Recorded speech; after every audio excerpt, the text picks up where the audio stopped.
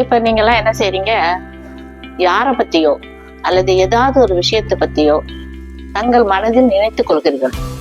அது எண்ணம் என்று கூட நாம் வைத்துக் கொள்ளலாம். நாம் மனதில் நினைத்தது எப்படி வெளியே தெரிய போகிறது அப்படின்னு நீங்க நினைக்கலாம். ஆனால் அது நீங்கள் நினைத்த எண்ணமாக இருக்கட்டும், அது சொல்லாக இருக்கட்டும், செயலாக இருக்கட்டும், அனைத்தும் இந்த பிரபஞ்சத்தில் பதிந்துவிடும்.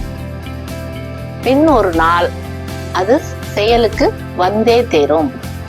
ஒன்று அது உங்களால் நடைபெறலாம், அல்லது உங்க குடும்பத்தில் உள்ள யாராவது ஒருத்தரால் நடைபெறலாம், அல்லது சமூகத்தின் மூலமாகவும் அது நடைபெறலாம்.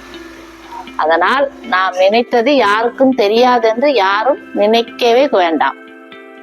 அது இந்த பிரபஞ்சத்தில் எப்பொழுதும் பதிந்து அது சொல்லாகவோ செயலாகவோ வந்தே தீரும் என்பது மகரிஷியினுடைய ஒரு பெரிய கருத்து ஆகும்.